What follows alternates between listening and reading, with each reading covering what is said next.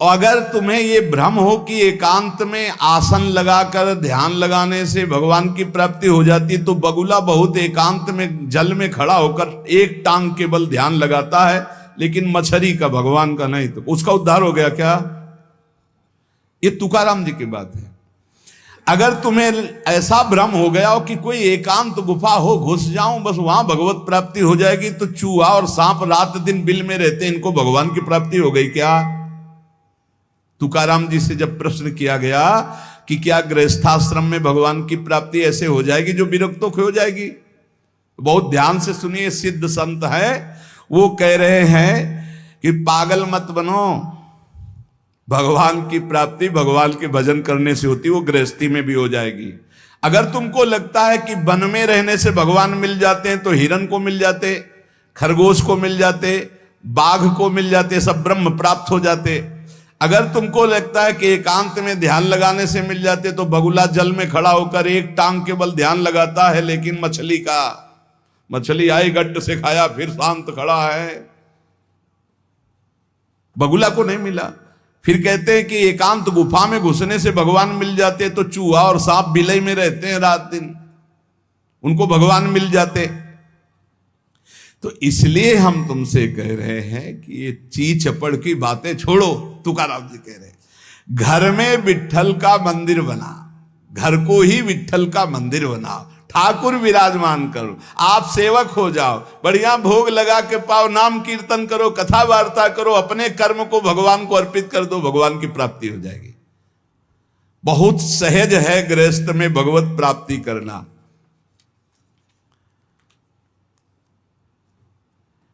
हम तुमसे पूछते हैं, जो लोग सोचते हैं अन्न नहीं खाएंगे तो भगवान की प्राप्ति हो जाएगी, तो कितने ऐसे जीव हैं हमारी प्रकृति में? तुकाराम जी कह रहे हैं ये बड़े महापुरुष हैं, किसी के कहो सांप खाता अन्न, करे क्या धान बक भी, कपट भरा भीतर भरा उदर मल से, करे चूहा भी एकांत गदहा भी भभूत रमावे, तुका जल नक्रालय काग ही नहाय कहो। तो क्या अन्न न खाने से भगवान मिल जाएंगे? अगर हां, तो बहुत से पक्षी ऐसे हैं जो केवल फलाहार रहते हैं, बहुत से ऐसे हैं जो घास चर के रहते हैं, ना वो अन्न खाते हैं ना कुछ और, कुछ है फलाहार, कुछ है तृण चरते हैं, कुछ है पानी पी के केवल रहते हैं। भैया केवल पानी से इन सबको भगवत साक्षात्कार हो जाता है क्या? केवल पानी से रह रहे तो भगवत साक्षात्कार हो जाएगा, केवल फलाहार रहे तो उनको भगवत साक्षात्कार हो जाएगा। तुकाराम जी कहते हैं कितने हैं वायु भक्षण करते, केवल वायु पी करके जीते हैं, भीतर कपट भरा है, बाहर ये सब छोड़ रहे हो, कुछ लाभ नहीं मिलना है। चूहा बिल में एकांत में रहता है, भगवत प्राप्ति हो गई। गदहा खूब धूल में ऐसे लौटता, धूल लगाने से तो क्या उसे भगवत प्राप्ति हो गई, महापुरुष है। जल में घड़ियाल रहता है, भगवत प्राप्ति हो गई। कौआ भी जाके गंगा स्नान करता है, जल स्नान, भगवत प्राप्ति हो गई। भैया जब तक भजन नहीं तब तक भगवत प्राप्ति नहीं, बाहरी क्रियाओं से। तुकाराम जी कह रहे हैं तुम्हारे हृदय में बुराई भरी हुई है और बाहर से साधु का भेष बनाए हो, तो तुम्हें भगवत प्राप्ति हो जाएगी। अरे चाहे वायु भक्षण करो, चाहे तुम ध्यान का नाटक करो, चाहे एकांतवास करो, चाहे भस्म लेपन करो, चाहे जल में खड़े हो जाओ, चाहे जितना अनुष्ठान करो, जब तक भजन नहीं करोगे भगवान का, तुम्हारी बुद्धि निर्मल होने वाली नहीं, बाहरी क्रियाओं से कोई लाभ नहीं। तुकाराम जी कह रहे हैं भक्ति मुक्ति दिलाने वाली है समस्त भव बंधनों से। रात दिन अपने प्रभु का नाम जप कर रहे, चिंतन कर रहे। एक गृहस्थ आए थे, बहुत अच्छी स्थिति, नेत्रों में नेत्र मिला के जब बात किया तो बड़ा संतोष। जब जाने लगे तो कहा 1 मिनट रुको, इसे मुख पे बड़ाई नहीं करनी चाहिए, पर आप सावधान रहना, बहुत अच्छी स्थिति, संभाल के निकल जाओ। बस उन नेत्रों से ऐसे किया, चुपचाप गंभीर मुद्रा, प्रश्न बहुत जोर का, और स्मरण में बिल्कुल तन्मयता, एक एक चेष्टा उनकी बता रही थी। बहुत बढ़िया बाजी मार ले जाओगे, कोई तुम्हें प्रणाम नहीं करेगा, कोई दान पुण्य नहीं, कोई नमस्कार नहीं, बहुत जल्दी निकल। विरक्त भाव में रात दिन भगवान के भजन में व्यतीत करो, तभी बात बनेगी। केवल इन सब बाहरी बातों का देखो, इसीलिए खंडन किया तुकाराम जी ने। जो विरक्त अपनी देह को घृणित समझकर त्याग देता है, देह के राग का, बलमूत्र का भान क्या इसमें, वो महासुख को प्राप्त होता है। इससे ज्यादा प्यार करने की जरूरत नहीं है। जो इस देह से ज्यादा प्यार करते हैं वो सीधे नरक का रास्ता तय कर लेते हैं। बहुत संभल के चलने की जरूरत है। इस देह के राग को मिटाने के लिए ही तो भगवत मार्ग में चले, चाहे गृहस्थ हो चाहे विरक्त। तुम अपना स्वभाव बनाओ आत्म कल्याण के लिए। शरीर को ज्यादा सुख दोगे, ज्यादा सुख भोगोगे तो नरक का रास्ता पुष्ट कर देगा। और शरीर का त्याग भी नहीं करना है कि मतलब, क्योंकि शरीर के बिना भजन नहीं होगा, शरीर के बिना साधना नहीं होगी। तो उचित खिलाओ पिलाओ, उचित विश्राम और खूब भजन और सतमार्ग की चेष्टाओं की। इसको इतना भजन कराओ कि इसका भाव ही नष्ट हो जाए कि मैं शरीर हूं। तुकाराम जी कहते इसमें संदेह नहीं। वैराग्य की बातें करने से वैरागी नहीं हो जाता। जब सुंदर सुंदर भोग, सुंदर सुंदर रूपवान भोग शरीर के सामने उपस्थित और भोगने की इच्छा ना हो, उसका नाम वैराग्य है। बातें करने वाले वैराग्य की तो करते रहते हो, जब सामने प्रश्न आता है तो उत्तर नहीं दे पाते, अर्थात भोग आता है तो उन्हीं में लिप्त हो जाते, उन्हें वैरागी नहीं कहते। इसीलिए हम कह रहे हैं कि अपने मुख से नाम नाम नाम, निरंतर नाम जप करो। यदि मुख नहीं नाम जप रहा तो ये जिह्वा टुकड़ा है मांस का, और मुख जो है मांस का एक कुंड मात्र है। नाम जप करो, सदगुरु प्रदत्त नाम जप करो। तुका कह रहा है सदगुरु की महिमा। सदगुरु कोई मनुष्य नहीं है। चितनासी न लगे बेल काहीं, तया न लगे मूल, वाचे सदा सर्वकाल राम कृष्ण हरि गोविंद। गुरुदेव ने जो नाम दिया है वो कोई मनुष्य नहीं, वो साक्षात राम कृष्ण हरि ही है। बंदो गुरुपद कंज कृपा सिंधु नर रूप हरि। उन्होंने चिंतन के लिए तुम्हें जो दिया है, सारा समय उस चिंतन में लगा दो। अमूल्य है तुम्हारा जीवन। हर समय राम कृष्ण हरि गोविंद नाम जिह्वा पर बना रहे। चिंतन नासी न लगे बेल सर्वकाल करावे। चिंतन के लिए कोई समय नहीं है ऐसा कि हम नहा धो के फिर चिंतन करेंगे। अगर शौचालय में ही मृत्यु हो गई तो हर समय नाम जप, हर समय नाम जप। सदा राम कृष्ण हरि गोविंद का चिंतन करो। एक सत्य सार यही है, ना फलाहार रहने से, ना जल पीने से, ना वायु भक्षण से, ना इन सब बाहरी बातों से भगवत प्राप्ति नहीं होती। भगवत प्राप्ति होती सदैव भगवत चिंतन करने से, नाम चिंतन करने से। भगवान नाम कीर्तन भगवान की प्रसन्नता के लिए, भगवत कथा भगवत प्रसन्नता के लिए। तुकाराम जी कहते हैं गीता है, श्रीमद् भागवत है, ये भगवान की प्राप्ति के लिए चर्चा हो रही है। जो भगवत प्रसाद रूप मिल जाता है उससे जीवन यापन का, जब तक जीवन है हमें हर समय भगवान नाम जप, भगवत कथा, भगवत भक्तों का संग, यही करना है। प्रभु के नाम की महिमा प्रभु ही समझ सकते हैं, दूसरा कोई नहीं समझ सकता। या प्रभु समझा दे पुरुषोत्तम तो समझ पावे। कर्म के फेर में पड़ा हुआ जीव अगर अट्टहास करके नाम पुकारने लगे तो कर्म बंधन नष्ट हो जाए। राधा राधा राधा जोर से चीख चीख कर, तो बोले कर्म बंधन विध्वंस होते हैं। जितने के कानों में नाम पड़ेगा सबका मंगल होता चला जाएगा। तुकाराम जी कहते जो मैं कह रहा हूं उसे सुनो। मैंने इसलिए कहा कि आप नाम को और कथा को बेचो मत, क्योंकि ये रहस्य की बात है। इससे श्री कृष्ण अधीन हो जाते हैं। विठोबा का नाम, विठोबा की कथा विठोबा को अधीन कर लेते हैं।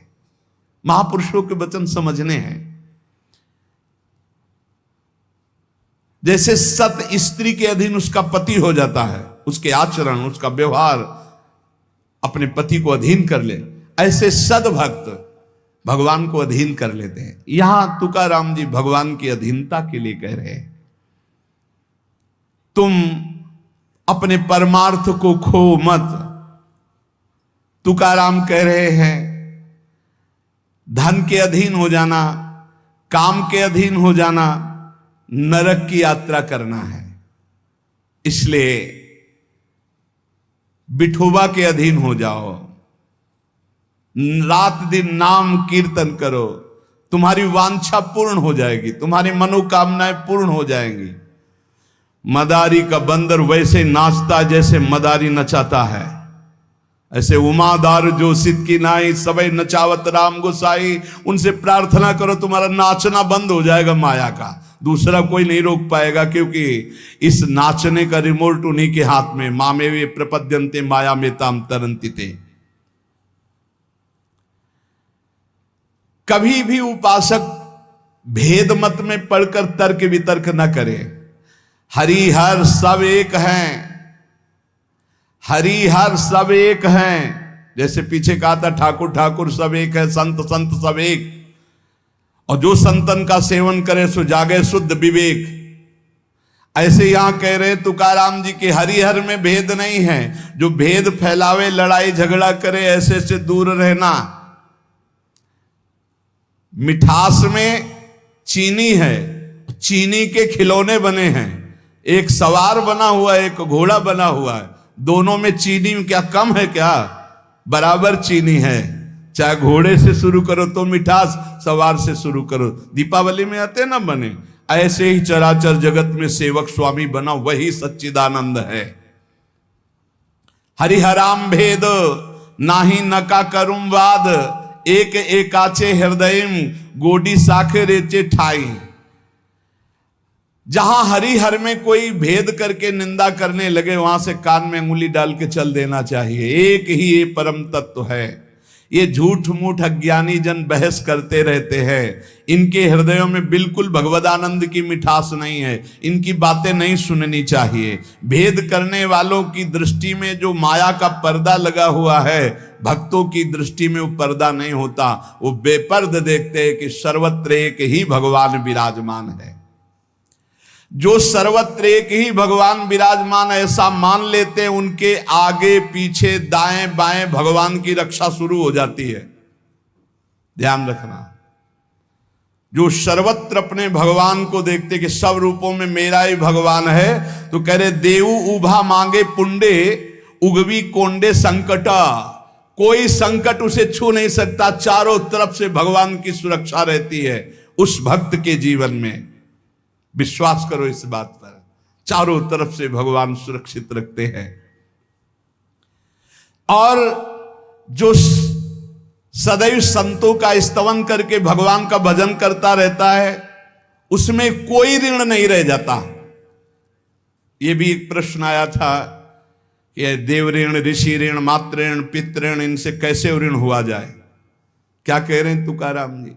जो संतों का स्तवन करता है, उसके हृदय में भक्ति होती, जो भगवान का भक्त होता है, उसका कोई ऋण नहीं रह जाता। सब ऋण मुक्त हो जाते हैं। एकादशी स्कंद में भगवान श्री कृष्ण चंद्र जी ने उद्धव जी से कहा है, जो मेरा अनन्य भाव से निरंतर चिंतन करता है, उसे मैं सब ऋणों से मुक्त करता हूं।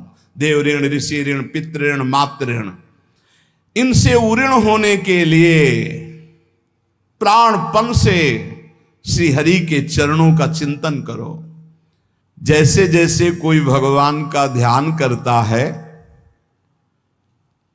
तो भगवान का प्रभाव उसमें उतरने लगता है। चाहे वो सगुण चाहे निर्गुण, जैसा चाहे वैसा साक्षात्कार कर लेता है। ये बहुत बड़े महापुरुष के वचन हैं, बहुत ध्यान से सुनो, पकड़ो। तुम्हें किसी के आगे घिघियाने की जरूरत नहीं, भगवान का स्मरण करने की जरूरत है, भगवान का ध्यान करने की जरूरत है। जैसे जैसे कोई भगवान का ध्यान करता है तो भगवान के सब सद्गुण उसमें आने लगते हैं। चाहे वो सगुण साक्षात्कार करना चाहे या निर्गुण साक्षात्कार, उसमें योग्यता आ जाती है।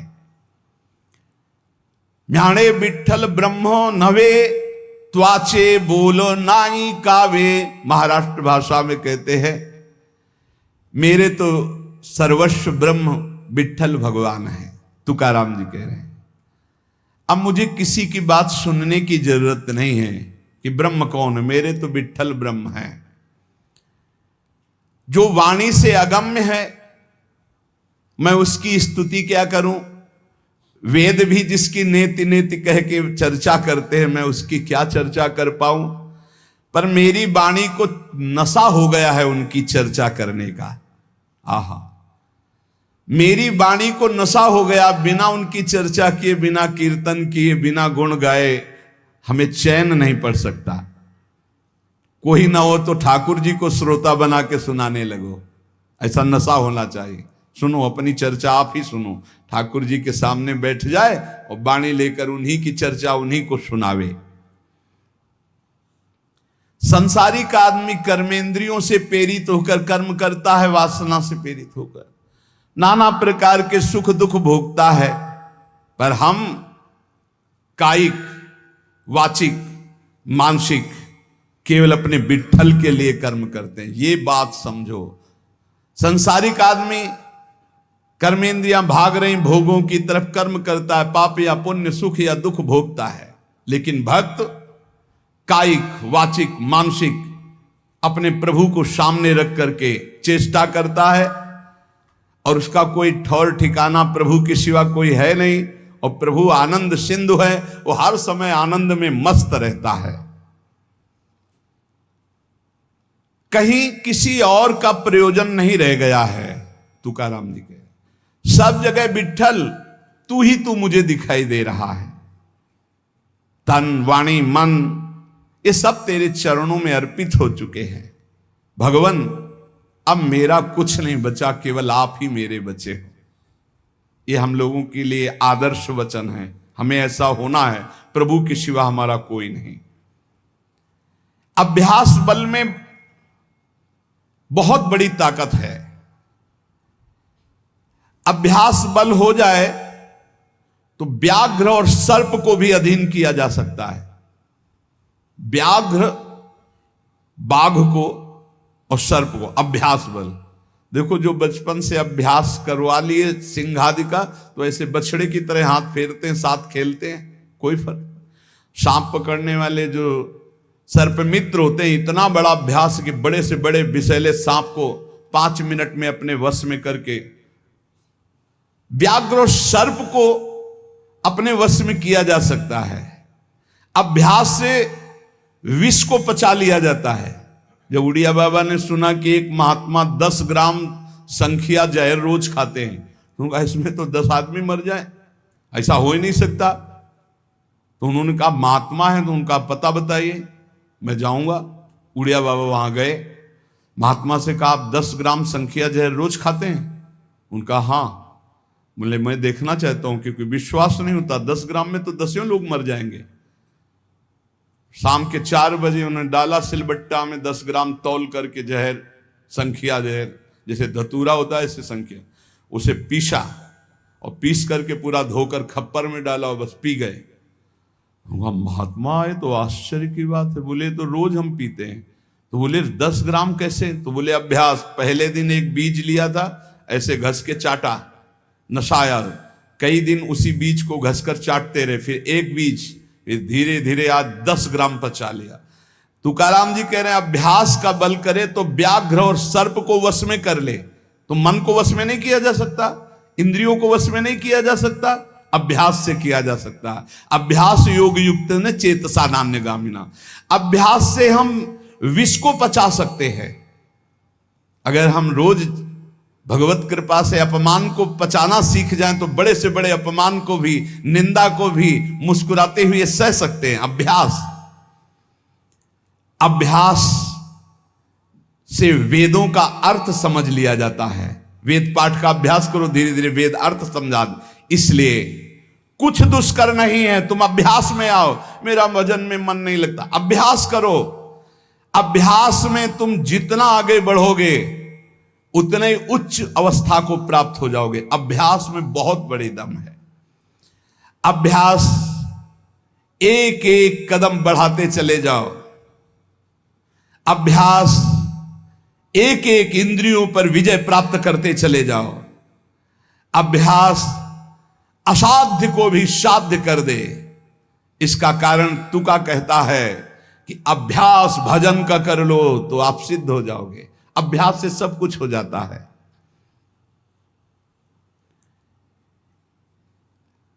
संत जब घर आते हैं तभी दशहरा और दिवाली माननी चाहिए, जो भगवत प्रेमी महात्मा है। बहुत बड़ा प्रभाव है, इसीलिए उस प्रभाव का दुरुपयोग असाधु जन कर बैठते हैं।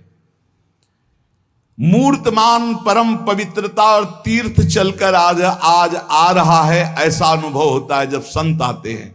आज ही दिवाली दशहरा श्री साधु संत आले घरा, तुकाराम जी कह, आज ही हमारी दिवाली और दशहरा हो गया, क्योंकि भगवत प्रेमी महात्मा हमारे घर पधारे या भगवत प्रेमी महात्मा का सानिध्य मिला। साधु संत एति घरा तोची दिवाली दशहरा।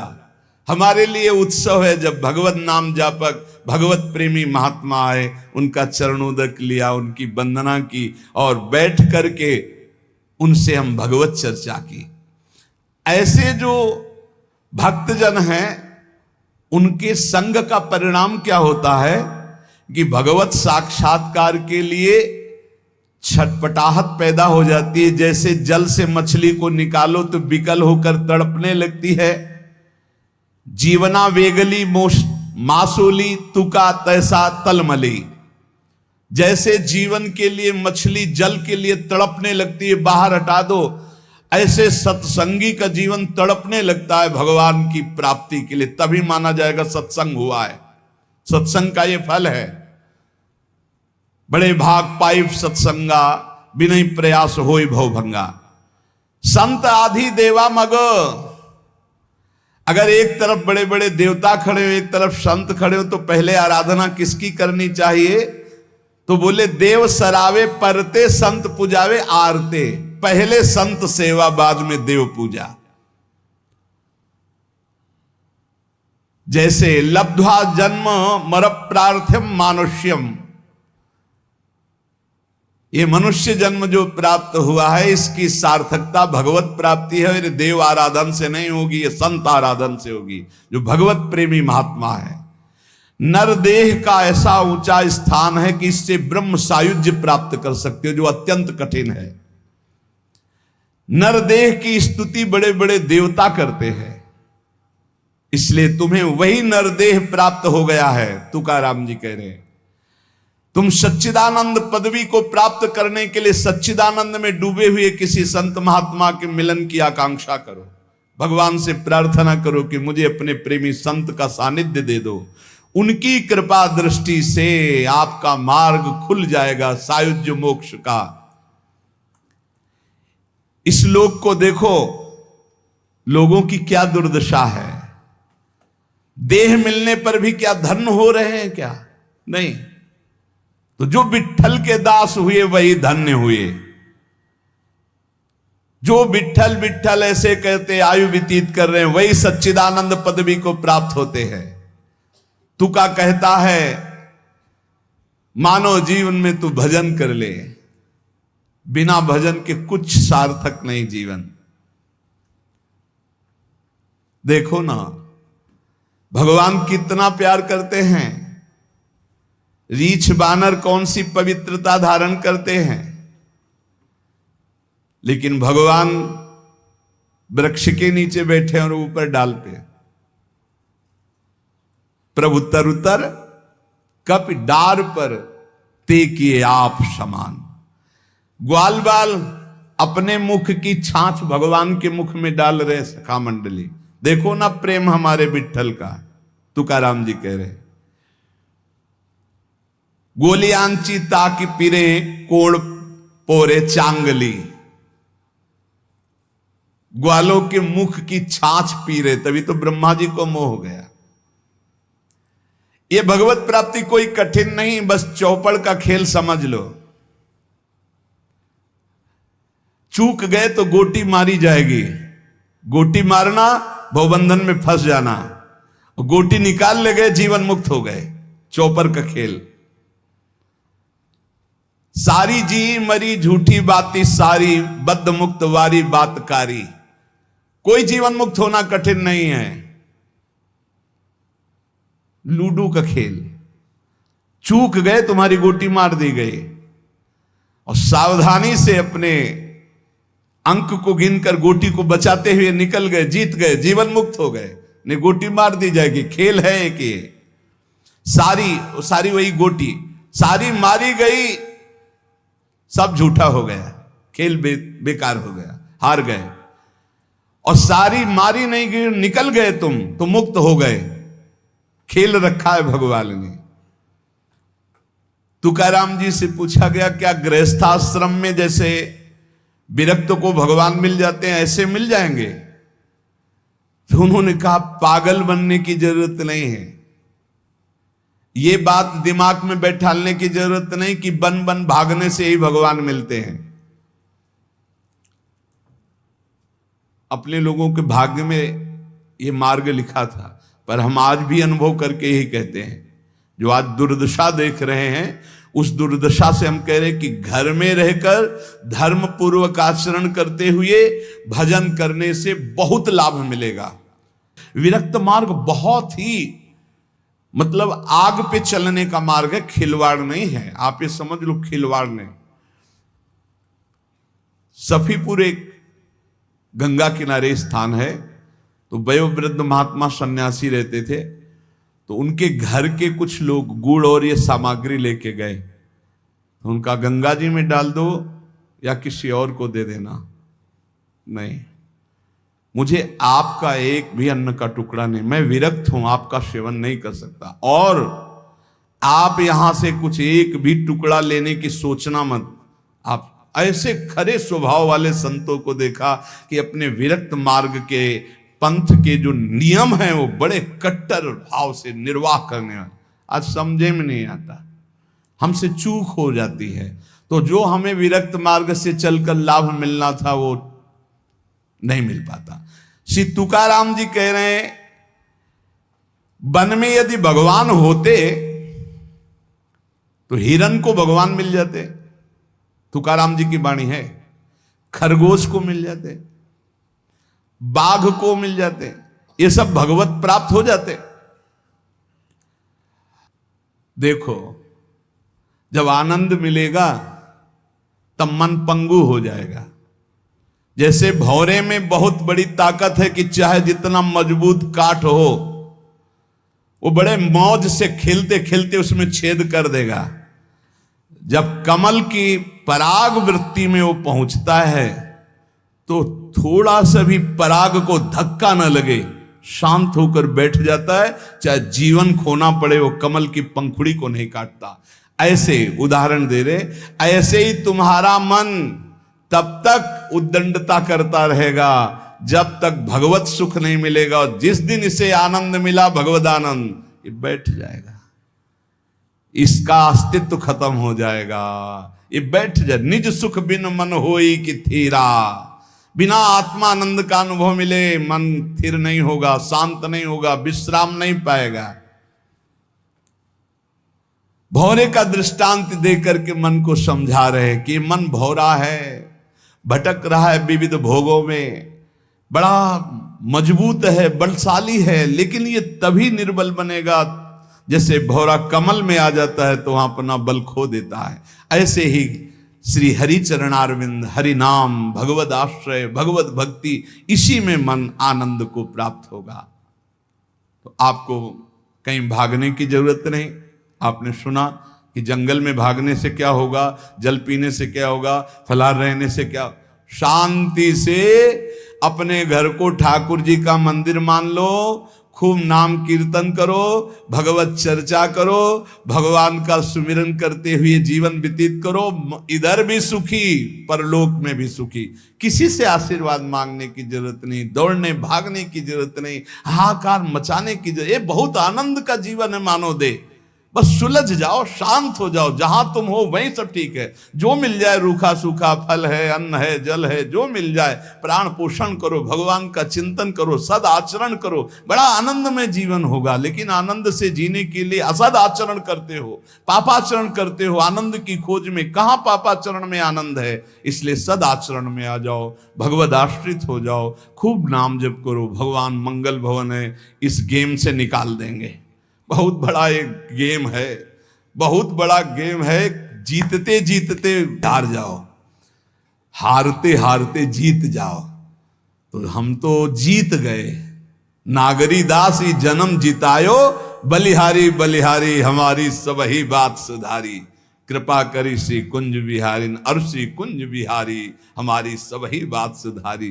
राख्यो अपने वृंदावन मां, बस खास बात बल गई।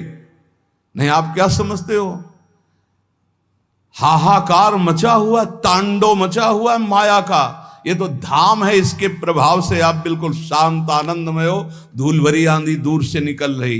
नहीं तो आप संसार में देखो, सतोगुण रजोगुण तमोगुण 3 गुण है। सतोगुण तो कहीं कहीं नहीं, रजो और तमो की तांडव वृत्ति मची हुई है। जहां कहीं भगवत चर्चा, भगवत नाम कीर्तन, भगवत गुण, बहुत विक्षेप माया डालती है। इसलिए खूब नाम जप करो, इसी जन्म में भगवत प्राप्ति कर लो, दोबारा इस कलयुग में जन्म ना हो। पक्का ऐसा भजन करो कि आगे अब देखते जाओ। अरे भाई, बड़ा आश्चर्यमय समय, बड़ा आश्चर्यमय समय है। अभी तो कुछ है नहीं, अभी तो बबुआ है कलयुग, घुटने के बल चल रहा है। थोड़ा खड़ा होने दो, फिर ताल ठोकने दो। 4,32,000, अभी तो 32,000 नहीं पूरे हुए, थोड़ा 1,00,000 1,50,000 पूरे होने दो, फिर इसका है, उसका अपना राज्य है। इसलिए कलयुग के दोषों से बचने के लिए, माया के प्रभाव से मुक्त होने के लिए, समस्त दुखों का नाश करने के लिए समर्थ है भगवान नाम। खूब नाम जप करो, नाम कीर्तन करो, भगवत चर्चा करो, इसके सिवा कोई उपाय नहीं है।